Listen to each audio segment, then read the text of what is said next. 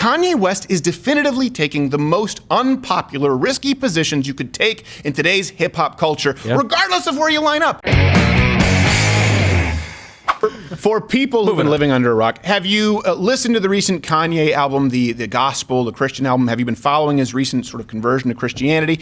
What's your reaction to it, genuinely? And I want to hear from you. Let me know before you respond. Are you a Christian? Are you an atheist? Because we've been seeing a lot of responses from the left, from the right, from people who you think might support him, from people who you think would be antagonistic. It's been pretty surprising, and hopefully this helps you sort it out. So for those who don't know, obviously he opened the weekend with his album Jesus is King, I think it's called. Yeah. And it's an entirely Christian album, and he explained it to Jimmy Kimmel, for those who missed it. We have Christian innovation in our time. There was a time when the Medici family and all the greatest artists did work for the church, and now it seems like all the best designs and everything have this adult edge to it. How much you want to bet he just learned who Medici was? Yeah. He's like, yo, listen, I want to use the word Medici, on that interview. But no, I'm going to be fair here. There's been some controversy over the release. He asked those participating in the recording, actually, to not engage in premarital sex. Wow. How dare he? And he himself, this is one thing that I will say is definitely a positive thing. He went on to talk about the negative impact that pornography had on his life, and even spoke out against abortion. Yeah. Democrats had us voting Democrats for food stamps for years, bro. What is you talking about? Guns in the 80s, taking the fathers out the home, Plan B, lowering our votes, making us abort our children. God should not kill. I can't tell y'all how to feel, but what I can tell you honestly is how I feel. I love how the interview's like, yes. What do you mean? There's nothing deep there. He's just like, I can tell you my opinion. Yes. Preach. He didn't tell it to you yet. Yeah.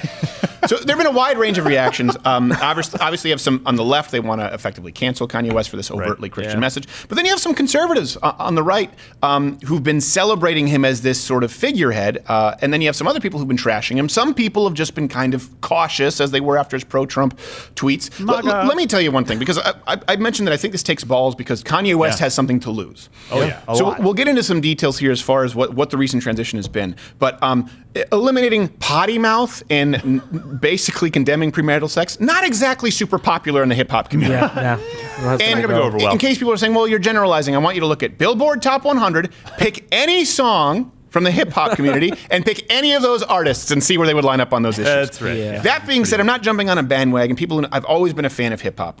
When this show used to be on the radio 5-6 years ago, for years, the very last segment, The Bump, was All of the Lights from Kanye West. We've done multiple parodies of Kanye West. We've always talked about how I think in the past, I've thought that he acts like a jackass, but the guy is a brilliant MC. He's very talented. Here is something I want to get out of the way first. I do think there's some danger in exalting and sort of this hero worship of people who are new Christians. Yeah, absolutely. So I want to make sure that nobody does that. That being said, the reason I'm saying that is because I want to see someone like Kanye West develop in his. I sound like him, Kanye West. Kanye West. There's a T. I want him to develop on the spiritual journey. I think there can be a lot, even if you're not a Christian, he can have a huge positive impact. I just don't want to see someone who is not equipped to do this yet thrust forward as a mouthpiece. It'd be like tossing an amateur to the pros. And I will say this, the album is pretty good. And it's not his best album, certainly not his worst. And it's certainly comparable with all of his other albums that would be considered, more secular. I was worried about it. I thought it was going to be like,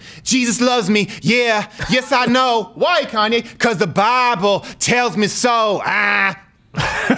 I think we're seeing a genuine conversion experience here. And again, we don't want to thrust someone into the spotlight and give them, I guess, we don't want to turn them into an authority figure. No. But we certainly, I don't like it when I see Christians or conservatives saying like, oh, well, now he wants to change all. Yeah, listen, that's why everyone, Christian here, that's why you need Jesus. Yeah, exactly. That's why you need Jesus, because we're all a work in progress. And if someone doesn't feel as though they can come out with their faith publicly without being attacked from all sides, it's just going to discourage people all around. Something else I think that's pretty interesting here, he's expressed not only his Christian faith, which is different from a lot of people who say I'm a Christian later in life in Hollywood, and it's this sort of agape, God is love, and it's the trees all around us. No, he's talked about rejecting the leftist atheist ideology that dominates his industry, the entertainment industry, which I think is ballsy.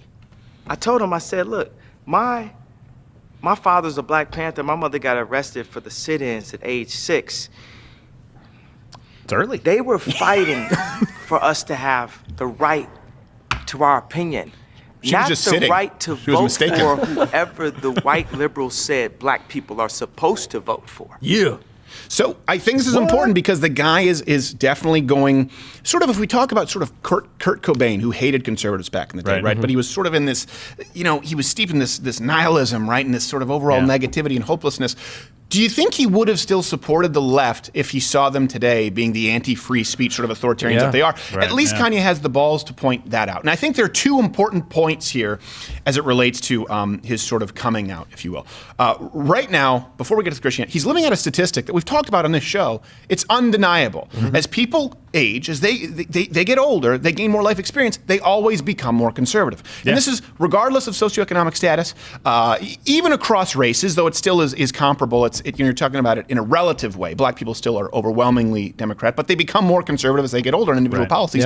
People get married, they become more conservative. They have kids, they become more conservative. They pay taxes, they become more conservative. The only place where it doesn't happen, ironically, is the entertainment industry because it's this weird time warp, like you see with child stars. Neverland. They never grow up. It stunts their growth. So that's point one, and you can come in a second. Point number two, often when we see celebrities come out as born-again Christians, we know this as Christians, you're like,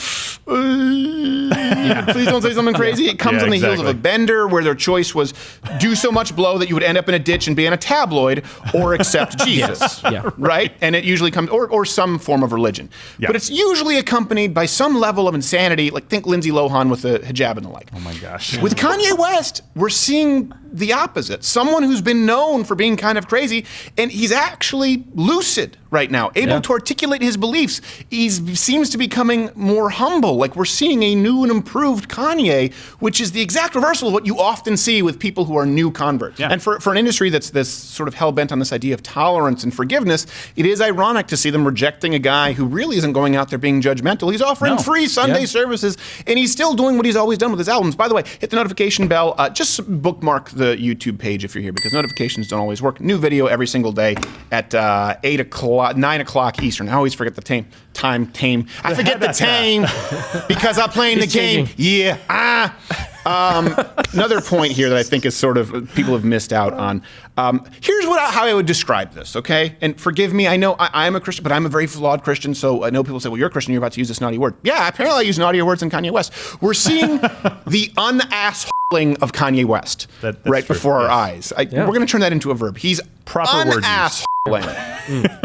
Remember the VMAs when Kanye stole the mic from Taylor Swift? Who can forget this? I'm really happy for you. I'm gonna let you finish. But Beyonce had one of the best videos of all time. Oh, dang. Kanye, stop. One of the best videos of all time. Awkward. Now, listen. What do you do? At that point in time, well, I said it. It doesn't behoove us to say that he was anything other than a jackass. Right. He was a jackass. Very much. But more recently, he seems to be more humble, seems to be more grounded. And I think this is kind of an interesting study because you have Taylor Swift now coming out as pro-LGBTQ AAI PC. I forget the acronym. You're skipping to the P. Pro-abortion, anti-Trump, and anyone who disagrees with her, she lumps into the category of hater. And makes a song about it. These people are hateful. She's turned into the sort of this egomaniac that Kanye used to be. Taylor Swift has never met a safe position that she didn't like. Again, Kanye West is holding himself out there right now. Taylor Swift, when she was doing country music, right back in the day, it was Teardrops on My Guitar, it was Vanilla, it was Romeo and Juliet, it was small town America, singing in the country church. Only when she decided to move over to pop, and she has her lesbian-cutted chain gang from BuzzFeed and HBO's Girls, did she decide that she was going to be pro-LGBTQ, which, by the way, can only help you in your career. Compare that with Kanye, who is in the hip-hop community, where he's banning potty mouth and saying you shouldn't do drugs and have premarital sex. Taylor Swift has always taken the position that would benefit her when she was in country or when she's in pop. Kanye West is definitively taking the most unpopular, risky positions you could take in today's hip-hop culture, regardless of where you line up. I have to respect that, and I'll not doggy pile on someone for doing that. Speaking of which, actually, I think, do we have another clip? Yeah, he was asked, Kanye, if he's afraid that he'll be canceled because of his, specifically the Christian album. I liked his response. Are you afraid of losing your audience? Yay. I told you I'm only There's an afraid edit. of God. Yep, I'm that's afraid of my definitely an daddy, God. I done been 15 years. I'm telling you, God is showing that you can have your own thoughts, bro. I've been canceled before there was cancel culture. Because without Jesus, even Reese's can't go with pizzas. Ha! I just have all these Christian rhymes. So good. It's just, so It's many just years in there. this group. You need to be a little more breathy, though. Yes. I love, by the way, for people who don't know that edit, like we were talking about this, he wasn't necessarily edited out of context. Yeah. But this is a common editing technique that to me is so insidious because people don't even see it. If you interview someone and you ask them a question here, and then they answer here, and they start talking and they get more passionate, and then they start talking up here, but you edit it so you ask your question here, and then you go back to him, bro. Talking like this about Jesus. It looks like he's crazy. Yeah. That's clearly not where he answered that question. My gosh. The thing is, though, his Christianity doesn't seem to have hurt the album sales. It's probably going to debut at #1. And what does that show us? It shows us there's a disconnect yet again between critics and fans, the people in the music industry, like we saw with what Knock Down the Walls 100% and Nanette 100%. Or next thing, Citizen Kane on Rotten Tomatoes, and then fans can't stand it. Yeah. We're seeing this now with critics and people saying, "Oh, this is a real risk." Well, it's not a risk with fans, and I think this mirrors a lot like Jordan Peterson is a good example, right? Yeah, absolutely. There's kind of a definitive these sort of boundaries that are established in academia, right? It's completely dominated, just like with hip hop. There are certain expectations, and then they say, "I'm keeping it real." Oh, come on! You weren't shot 19 times in the face, and you don't have gold rims. You drive an F-150 with tinted windows because you don't want to be recognized. Not all of them, but there is some fakery. Because there are expectations, right? And Jordan Peterson was in an industry, I guess for lack of a better word, academia, we'll call it an industry, dominated by liberal postmodernists. Yeah. And all of a sudden, Jordan Peterson, just one reasonable professor comes along, and suddenly his videos have millions of views. Yeah. Professors would have told you that can't work. Right. You can't go up against the grain. You can't be someone who's more conservative or preaching, I don't want to label him a conservative, preaching an individualistic point of view, preaching a pull yourself up by your bootstraps that you can actually control your own fate. You can't do that and just upload it randomly to YouTube and expect to do well. Well, it turns out people actually wanted a psych professor to teach them how to improve their lives and telling them, instead of telling them that they were a victim of patriarchy and that they should dye their hair pink and wear a pussy hat. Similarly, Kanye's album seems like it's filling a cultural need. And I know Gerald A. is going to disagree with me on this. Wait. There's been Christian music around for a while. Oh, I know where you're going. It's bad. It's mostly pretty bad because it's mostly Christian bands mimicking secular bands, and it has like a niche submarket for. I play this game on the radio called "Is It a Christian?" It's just called Christian Radio Car Game. That's what we call it. And when my wife and I we travel to a new state, or we're in a rental car, we hit scan on the radio, and I only have 3 seconds to guess if it's a Christian radio station. I have like a 96% success rate. That's understandable. Because either if the word fountain. Oh, yeah. Or solace, or rescuer, or if they have that breathy voice. Yeah. Or the girls who kind of sound like Lord, but not really. It's just like there is a sound, and it's crappy, and it's trying to use sometimes a marketing gimmick. And this, I think, shows us something right now. His album is doing really well. Yeah. Right? And it's an all-Christian album. It's a gospel album. It means that a lot of people, like myself, I have every Kanye album ever, they liked Kanye West for his music in spite of some of the graphic content or maybe the cultural content that they didn't agree with. That was me with Kanye West. And so I think whereas critics thought, oh, they like Kanye because of these sort of subversive words and this adult, to use Kanye's term, content. No, people liked him for his music in spite of that. And I think that this is going to create a bit of a reversal in the minds of a lot of executives. Yeah. I think it's a healthy thing. And this is one thing I was talking with someone actually at a church recently about this, this morning. This is one thing that's always bothered me. It's why we do this show. Okay, I'm not holding myself out as an example for Christianity. I'm very open about my faith. I think everyone here is. But you have sort of two worlds with a lot of Christians. Yeah. They go to church, and then everything looks nice. Right? Everything looks great. You don't hear any naughty language at all. And people sort of talk about their trials and tribulations, but it's in a very sanitized way. And then they go out into the world, and then they sort of feel, but they just sort of engage in the filth. Right? Yeah. They kind of have that choice. And I don't think that really, I think it's doing a great disservice to a lot of people. I think especially for Kanye West to come out and talk about porn. Here's the truth. I think anyone under the age of 30, probably 99% of men, have struggled with pornography or some kind of sexual issue. Because it's not the same as drugs. Like, I don't need to, it's pumped into my phone. Like, I don't need to wrap the surgical tubing around in a belt and freebase. It's just like, oh, let me check my email and tits. Yeah, exactly. Or every billboard or every store that you Every walk by single in the mall, billboard. you know? Right. And that's one thing. When you go to church, you have a lot of Christians who go up and like, the Lord freed me from heroin. And you're like, oh, what a wonderful story. You know, like, the Lord freed me from violence. I was an MS-13. It's like, great. But then when the conversation gets to the sexual problems that a lot of people have because people get really, really quiet. Kanye West promoted this sort of cultural debauchery, right? He was out there. If you listen to his albums, they're X-rated, some of them. Particularly if you listen to this one bit with Chris Rock and this girl saying Yeezy taught me. I can't remember the track, but it was on, what's that one, the red album that has all the lights on it? Is it Twisted Fantasy? My Beautiful Dark Twisted Fantasy. Wow, that's a mouthful. Yeah, I want it to be extra long so people, when they go to pronounce it, there's no mistake. Huh? But he promoted all of that for a long time, and now he's saying I was wrong about that and still being forthcoming about that. There's real value in that. And I'm not saying some Christians just say, I am what I am. No, listen, you should change, right? So we either have sin completely covered or hushed, or people feel ashamed to talk about it with church, or you go out into the world like hip hop or anywhere in the entertainment industry where it's glorified.